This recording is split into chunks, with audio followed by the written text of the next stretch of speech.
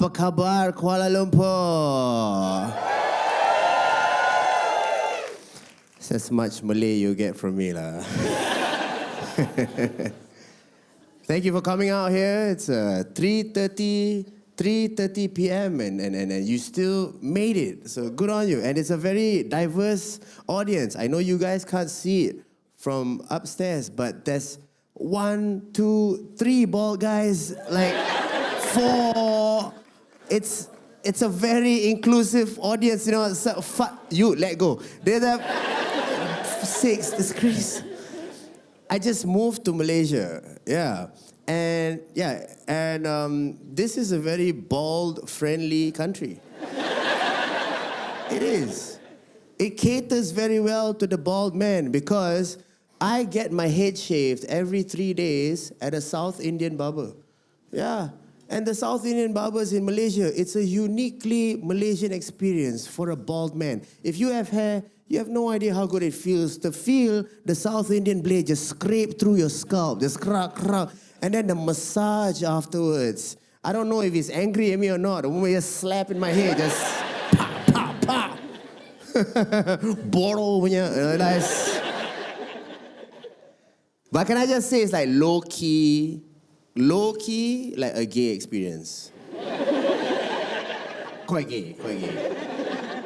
And this is when I know that it felt a bit gay. Because he was shaving my beard. He was like shaving. And then like he tried to get this part here. And then like he moved my lip to the side. Like that. And then our eyes met. And it's not even the gay part, you know. It's our eyes met. He immediately went... So like instinctively, I grabbed the back of his neck, you know. So now we're both in this weird embrace. I hear you should right, I'm like that. And then he slowly moves the blade to my neck. I say, let go, Chang. Oh, sorry. Sorry. I thought we were sharing a moment. My bad. Yes, I moved back to Malaysia. I was here when in secondary school growing up, but now I'm back here in Malaysia, and I feel like I have to reconnect with my cultural roots and, you know, reconnect with the people in Malaysia. And because of that, I choose to just live the humble life, you know, and I chose to live a humble life in Mont Kiara.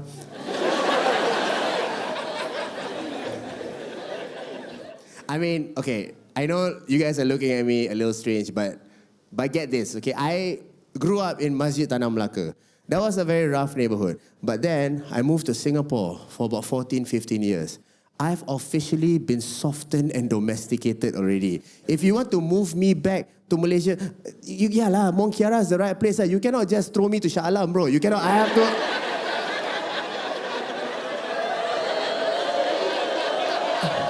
I have to re-assimilate, you understand? All I'm saying is slowly. We'll move out after a while. I drive a Malaysian plate now. And can I just say that when you drive a Malaysian plate compared to a Singapore plate, which is what I used to drive back then, my life now has been significantly better on the road. Like significantly better. When you drive a Singapore car on the roads of Kuala Lumpur, you don't have to tell me that you don't like me. I can feel it. From inside the car, I can feel it, you know? Like there's no room for error. The moment I go like, should I take this U-turn or should I not? Bodoh, Singapore! Okay, sorry, I'm sorry. Shit. Every time I'm at the petrol station, you know, everyone, which one? Which one?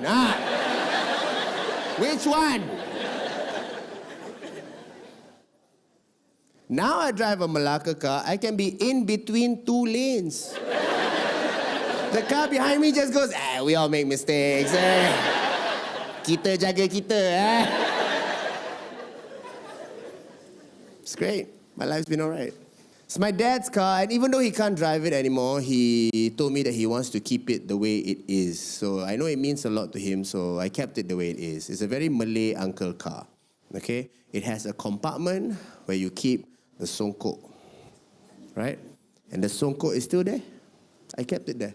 There is a porcelain vase. I don't know why. Malay people love porcelain vases.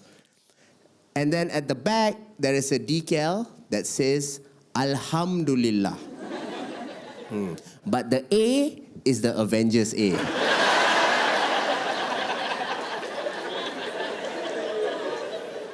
Yeah. Ori, right? Which is like, I drive that car now. And can I just say that it is a roadblock-proof car? I have never been stopped at a roadblock driving that car. That is the best, right? Every time I see there's a roadblock, I'm like, oh shit, roadblock. Okay, stand by, so go. Right. Check. Alhamdulillah. Time to turn on some Mahir Zain. As we approach the police, Insha'Allah, Insha'Allah, Insha'Allah. And when I see the police officer, we don't even exchange words. We just exchange Malay sounds. Have you seen two Malay people not exchange words? Just Malay sounds? Right, we went down the window, look at me.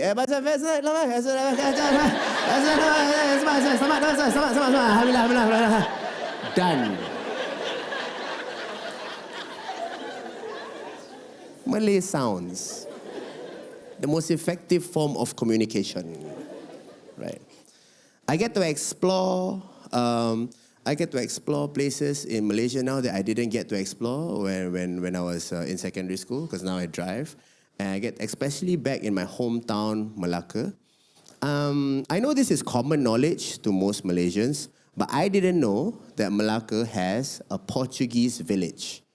I didn't know that. So during the Portuguese settlement, some of them stayed and they have a Portuguese village. So I went there to visit, and that place was like mini Portugal. It was like, oh man, it was like a fiesta. You know, like people were playing music. And they had like a big, you know the Jesus in Rio? That big Jesus statue in Rio? They have a big Jesus statue in that kampung.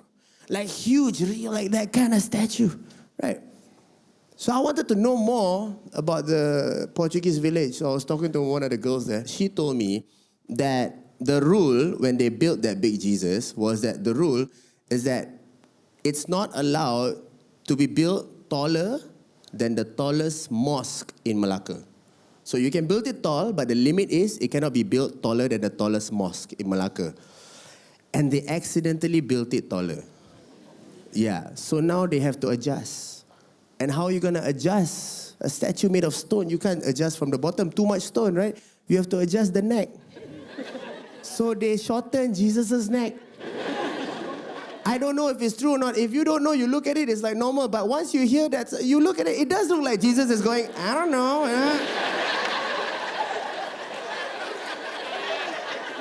I don't know, I guess they're Portuguese, I don't know. I think I'm the son of, I don't know. I used to go to this school in Malacca called Methodist High School. Yeah, it was a private school, but it was in the middle of two schools, ACS and MGS. And every day when we walked to school, we had to make the choice on whether or not we go through the boys' school, ACS, or the girls' school, MGS, right? It's obvious which choice I made. But I did attempt to walk through the boys' school once. Now, if you walk through the boys' school, you know, back when I was a teenager, the kids back then were more confrontational with their taunts. They didn't go through the comment section. It was back in the day where kids could make eye contact without feeling anxious, you know? So when I was walking, I would hear the kids were all, because we were wearing like pants that were dark blue, and that's like, in Malaysia, that's primary school pants, right? I didn't know why the school decided with that. So as we were walking by, we would always hear them, "Wey, budak sekolah rendah, wey! Wey, budak sekolah rendah, wey! Budak primary school, wey! Budak sekolah rendah." They would taunt us every day. Walking there, they would taunt us every day. And one day I just got sick of it because these guys were bullying me every day, right? I just got sick of it, and I was like, I need to think about something to say back. And I knew what angle to approach because I knew their tax bracket. So So I was hurt, right? I was hurt. So I walked, wave dah sekolah rendah, wave dah sekolah rendah. I thought, kau diam lah, buku pinjam. Then I didn't want to do it. It's a retaliation from being bullied, you understand? So I decided to walk through MGS to school. And I'm walking through MGS, as the only guy, you walk through a girls' school, it's a totally different experience. You know, it's like you enter a dystopian world where women are in charge, right? Now, I don't know what your opinion, but it does feel a little different. I got catcalled walking through a school. Not because I think I look good or anything, guys, because I think I am a rare commodity, right? So, and have you ever been catcalled by women?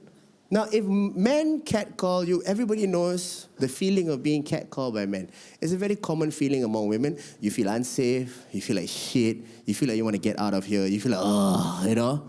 Like, you're being preyed on, right? And that's because you know the men's intention. But when women catcall you, it's not to try and get you or whatever. When women catcall you, they just want to make you feel stupid. That's it. That's why women catcall. Like, I'll be walking and then they'll be like, bang, jalan muka tak payah control lensa, mak. Cik, bang, maintain muka, bang, maintain. What do I do with my face? What do I do with my face, bro? Yeah. Then I went to Singapore, made a career out of this. And now I'm traveling the world to try and get better at this. Try and get better at stand-up and trying to show people or maybe, you know, just kind of inform people about where I'm from, my people, being Singaporean Malay. And I realized that when you travel the world internationally, explaining a concept of a Singaporean Malay, it's quite hard. Like, it's a lot to explain, you know? Like, I went to New York City, and then the guy asked me, like, where you from, man? And I'm like, oh, I'm from Singapore. I'm Singaporean Malay. And he goes, oh, Singaporean Malay. Does that mean you're Malaysian? And I'm like, not quite. And he's like, oh, explain the concept of a Singaporean Malay to me. And I was like, explain the concept. Okay, Singaporean Malays are the indigenous ethnic group of Singapore that makes up 13 to 15% of Singapore's population. They're part of a larger Malay ethnic group that spreads across Malaysia, Indonesia, Brunei, and southern Thailand, with cultural and linguistic links to the Malay archipelago. Singaporean Malays are distinct because of Singapore's multiculturalism, meritocratic policies, and globalized environment. Singaporean Malays are arguably the most urbanized and economically integrated out of all Malay minorities, unlike the Cham Malays in Cambodia or the Patani Malays in southern Thailand. Singaporean Malays enjoy full citizenship rights and are politically recognized, however, lack the affirmative action benefits available to the Malays in Brunei and Malaysia. Okay, so that's...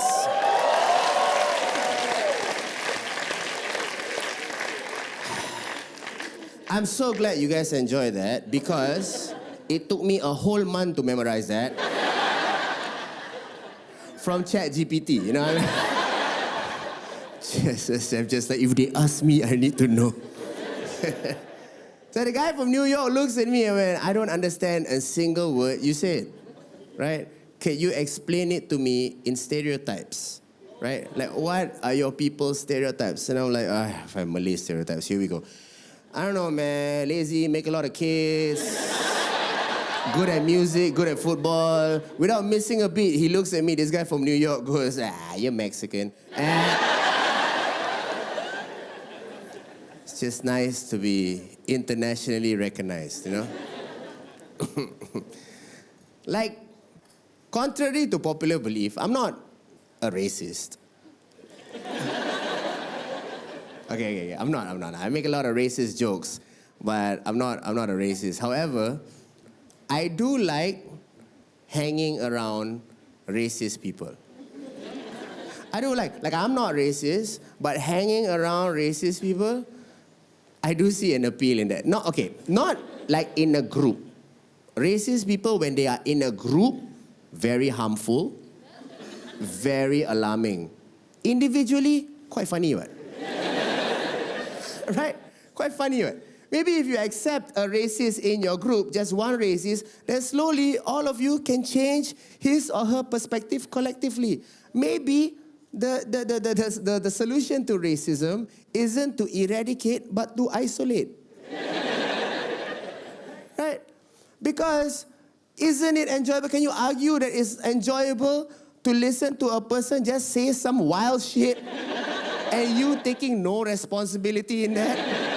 Right? Like you not sharing their opinion, they're just hearing him saying some wild shit like, God damn, look at this guy. Shit. He's saying it though, he's saying it. Okay, like level with me. You know how like you like to listen to old songs? Sometimes I also like to listen to old thoughts. Right? So, oh, this fellow's got, bro, the problem with Indians is, hey, this fellow vintage, bro. He's still there. That's crazy. I think the best thing about hanging out with racists is that they give you some kind of perspective that you don't get. You know, like only a racist can think of, right? Like I was hanging out with my racist friend. He's Chinese. Because, oh, dude, if you want to hang out with racists, you have to hang out with the best ones, you know?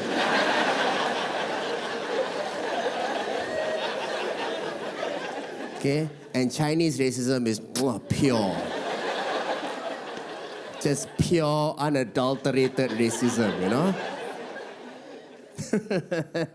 Like, he hates Malay people, but he hangs out with me. You know, that's like a little bit validating to me, you know, like what did I do to make the cut, right? I mean, we're slowly changing him. He says wild shit, we're slowly trying to change him. But some of the things he says, I don't think anybody who's not racist will have that perspective. Like, for example, I asked him the other day to go eat. I said, hey, bro, you want to go eat? Then he said, bro, can go to the shop at the corner there. Then I'm like, is that shop halal? Simple question. Is that shop halal? He gave me the answer only a racist can think of. Bro, I don't know halal or not, lah, bro, but I think you can, the signboard green.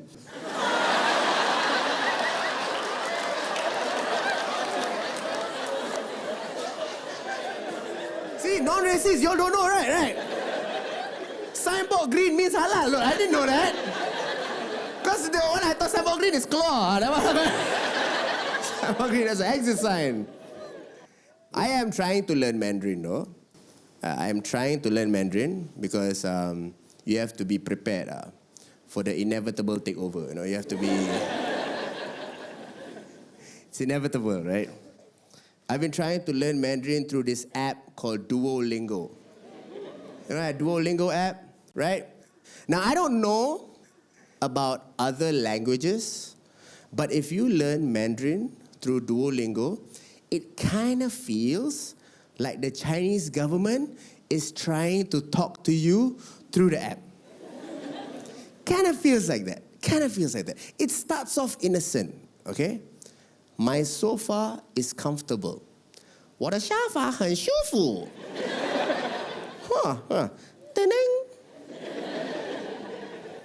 Innocent. Still innocent. I like to eat rice. 我喜欢吃饭. All right. And then it starts to sound a bit weird, like a little bit, I don't know. It's like, Beijing is beautiful. 北京很漂亮. All right. Up the ante a bit. The Great Wall is famous. 长城很有名. Okay. This is when I deleted the app. It went, 马来人不喜欢做工. What the fuck, yo?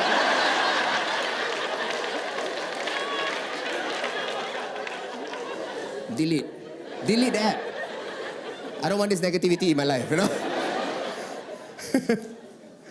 Yeah. I think the best feeling of laughter, right, is when you laugh, but like you feel kind of guilty because that thing is not, you know, you're not supposed to laugh at it. That kind of vibe. Like you laugh with like contradiction in your heart. I feel that's like the purest form of comedy. Like you laugh, but like you are still battling yourself, you know? Yeah, 2-in-1 deal. Like this is when I was experiencing that. Like I was dating this girl, Malay girl, and she brought me to a family gathering. And she's in Singapore, and her family demographic is, it's kind of like the Singapore version of rempits here. Like you guys have rempits, like we call them maribs, you know? So it's same but different. But I went there and it was like full like, yo, man, it's like, yo, you are deep, you know? So you're deep in the culture, you know? Like there was a guy at the corner, he was like karaokeing to himself on the iPhone. He's doing the girl part and the guy part. I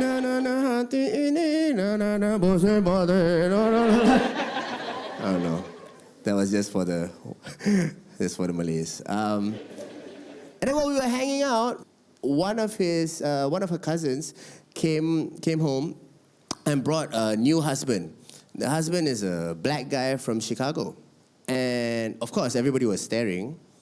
And while they were staring, he decided like, okay, I think it's time for me to address the room. So that, address the elephant in the room. And he got up and he was like, what's up, y'all?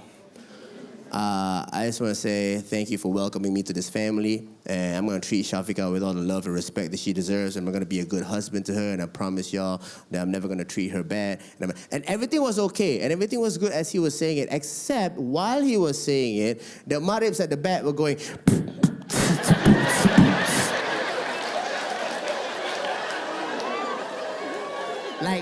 Like I didn't want to, you know what I mean? Like I didn't want to laugh, but I felt bad. That was the moment where I was battling it, you know? I was battling it, yeah. I don't know. Like, the reason why I moved from Singapore is because I just decided that I think it's time for a change of environment, right? Like, Singapore, and much like the rest of the world, I think the rest of the world is evolving, but Singapore is evolving, at a staggering rate. At a rate where we're evolving, it kind of makes the place lose a lot of what it used to have. If you step into Singapore, you will notice the couple things, like it's pristine, it's sterile, and it's almost like not human, It's like everything is so like clean and proper, it kind of feels like you haven't left the airport. Like you're still at the airport, right? Everything feels so man-made and so, so programmed. Like, that's why when Singaporeans brag about things in their life, I don't understand why they will brag it. They'll be like, oh, our buses come on time. Yalah, airport shuttle, what? Oh, my visa can go anywhere around the world. Yeah, because you belong to an airport, you understand? I mean, it just loses a lot of the human essence, I feel, that's there. Because it's almost like, I'm not saying it to be a dick or whatever, but it's almost like it's too perfect that it doesn't feel human. You understand? Like let's level with each other, okay? Right? I'm going to level with you. This is not a joke. Singapore's motivation, post-separation, the motivation of the development of Singapore was to be better than you. That was the motivation, okay? That was the motivation. But after many decades, we realize that we are running in a race that you are not participating in.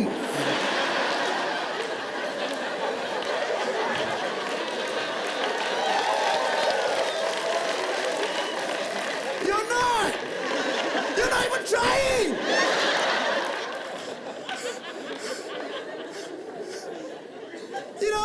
It's like the moment they started, okay, and go, Singapore run, you all go ahead. Look at that stupid motherfucker. Bodoh, sial. And it's still going. Singapore is still going. Where are we running? I don't know. I don't know where we're going, right? All I know is it doesn't feel like it doesn't feel like the things that make it human, like culture, identity, but it's slowly dissipating into something unrecognizable because in pursuit of, I don't know, capitalistic success or something, right? or economic success. We lose those things, right? When you go for perfection too much, and I don't mean to sound all philosophical or anything, but maybe the human experience lies in the imperfections, right? Because that's what makes us human, the fact that we're not perfect. When a place is too perfect, does it feel human? It doesn't. So that's kind of like where it's headed right now, right? It's headed so far that it doesn't exactly feel like a country. You know what it feels like? It feels like a multinational company run by a bunch of CEOs. Okay? It does. It does. Okay, I can draw similarities of a multinational company and Singapore. A company like Apple. Apple and Singapore, a lot of similarities. Similarity number one, Apple and Singapore. Okay, we all know one guy built it. Okay, similarity number two, Singapore, Apple. Okay, we all know that guy dead. Okay? And we are all still living in his legacy, right? Similarity.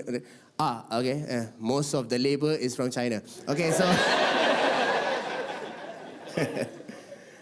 I mean, we have a prime minister, guys. We have a prime minister. You've seen the prime minister. We have a prime minister in Singapore. And he's doing a great job, right? But can I just say, like, he doesn't give off the world leader vibe.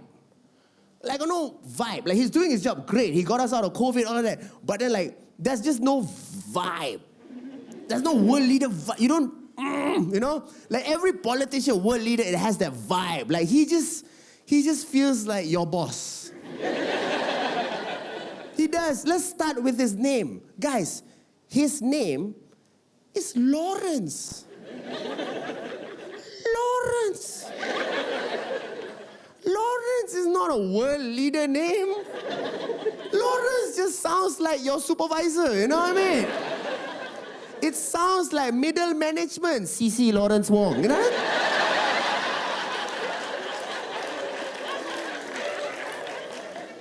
Lawrence, it doesn't have, it's not a politician's name. It's Anwar Ibrahim. See? You feel the weight in that name, right? You feel the weight, like Najib Razak. Politician, you know. Right? Who do you follow, Americans? We are people of Trump. What about you, Russians? Putin, comrade. Singaporeans, we follow Lawrence. Lawrence is our guy.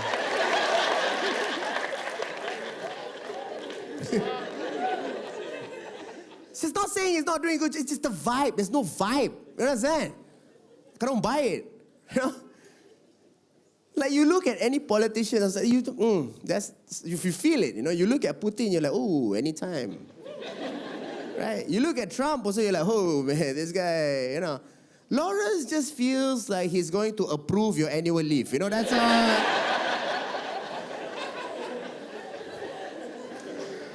all Lawrence feels like. But don't get me wrong, though.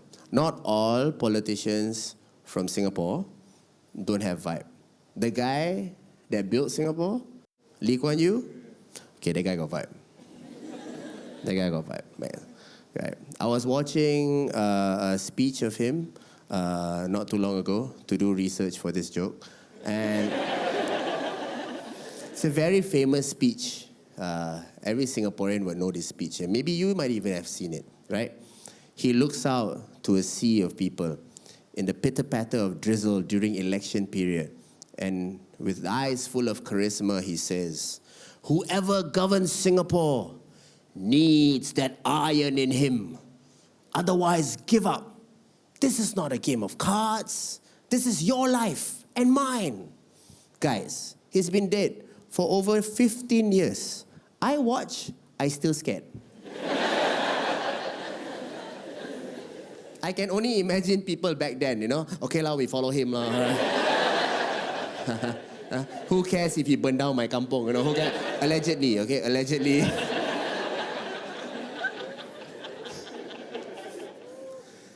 And then I was Googling what Lawrence was doing recently, and this guy was playing guitar, bro. with a bunch of Filipino politicians. That's how good he is at his job. This fella got free time, bro. He is playing guitar with a bunch of Filipino politicians. Not even rhythm guitar. He's playing rhythm guitar. And I'm there, I'm yelling at him. I'm like, what are you doing, Lawrence? And my friend was like, bro, relax. Bro, Lawrence Wong playing guitar. That's the closest we can get to a Malay Prime Minister. Like,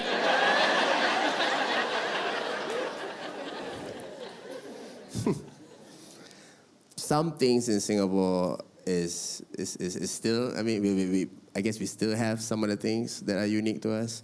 I was driving home one time from tour. I was driving home, and then I saw a guy. A guy cut me off. Like, cut me off. So I was driving, he cut me off. And immediately I knew that this guy was an asshole. Because he was driving a BMW. Now, I'm not saying that if you drive a BMW, you're an asshole. I'm saying if you're an asshole, you most probably drive a BMW. Most probably. Statistically, yes. So he cut me off, and I drove next to him, and I looked at him, and then he looked at me, and then our eyes met. Our eyes met. And then after that, and then I saw this guy, he's a gangster, bro. It's like full on, like tattoos of a Chinese gangster, bro. Right? And then he looked at me, and he asked the most Singaporean thing. He was like, "No happy, ah?"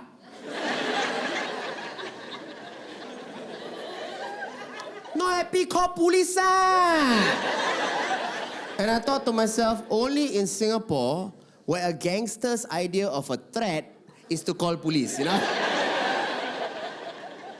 Don't play, I will alert the authorities, all right. It's not gonna mess with you, man. So yeah, I don't know what Singapore is turning into. I hope it's for the best. However, in order for me to continue doing art, right, you need to be in a place where you have a human experience, a more human experience, a place with culture. And like I mentioned earlier, right, the human experience lies in the imperfections. And what better place?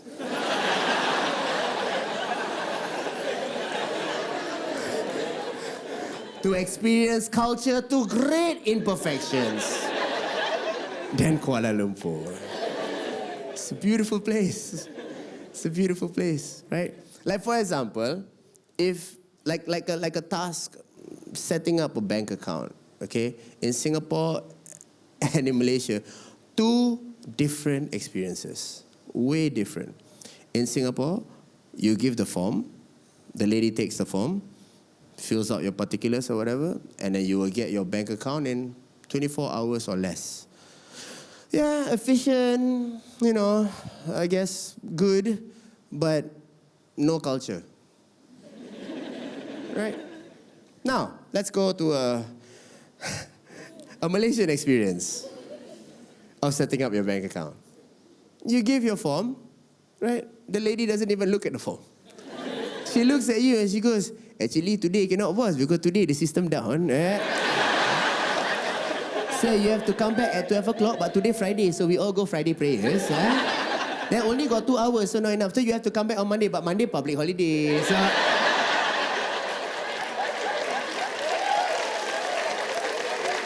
dude, there are so many excuses to not work in this country. As a Malay, I'm thinking to myself, why didn't I move here sooner? Like, the whole country is running on vibes. This is vibes, bro. Like, everything is just, I'm always thinking to myself, like, who's doing the actual work? Like, who's doing the work, the actual work to keep this place? Chinese people. But,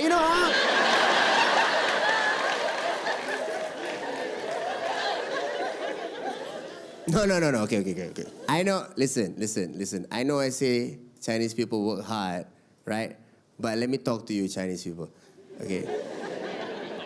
Come on, don't be too proud of that. Because a part of you loves it. The Chinese people love working hard, bro. It's part of your culture. You love it, right? You like flex on each other and how hard you guys work, you know? Like you love it, like, oh, chokong. You love it, you know? Right? You love it.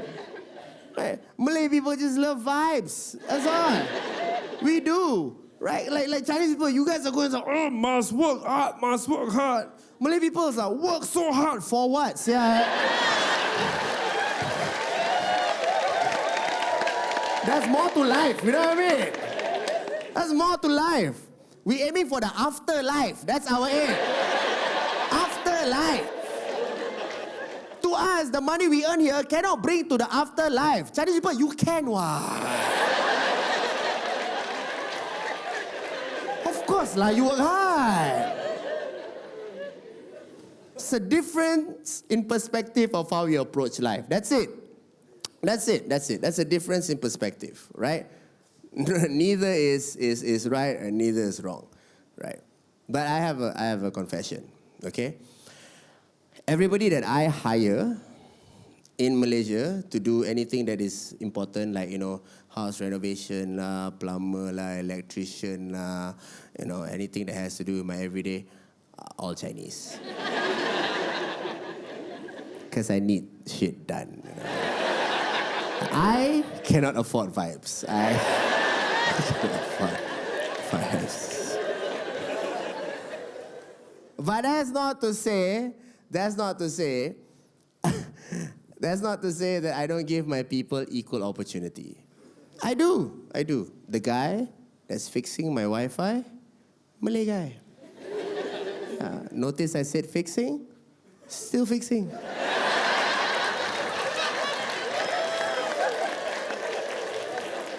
It's okay, right? And I wish I was making this up, but everybody was fixing the stuff around the house, bro. I find this guy just staring at the router, bro. He's just staring at the router, right? And I go to him and say, bro, it's been 1.5 hours. Is there internet? Don't have, boss. I'm like, what do you mean? No internet. It's been 1.5 hours. Why is there no internet? The most original answer I've ever heard. Boss, actually, because you bought the most expensive package, so the signal take time to come.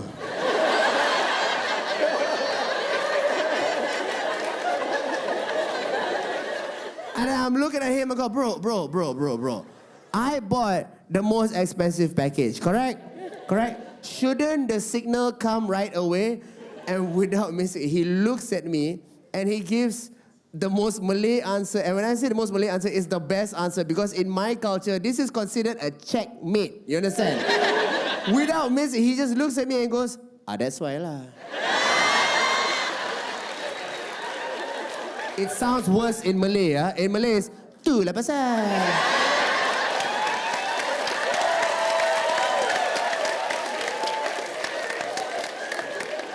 Itulah pasal, in my culture, is to inform you that we acknowledge your problem, but like that lah, bro.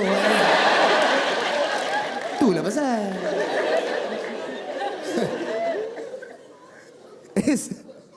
It's amazing. And you know what?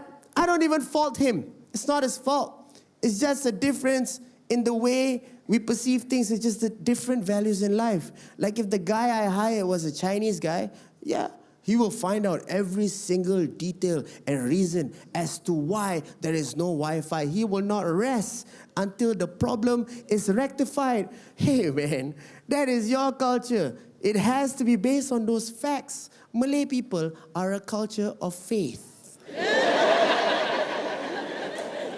You understand? To him, he has already done his part. I already fixed the router. The rest, inshallah.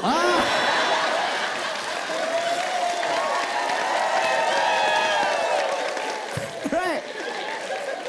So now we both are staring at the router, waiting for Allah to grant us the gift of 5G. Thank you very much.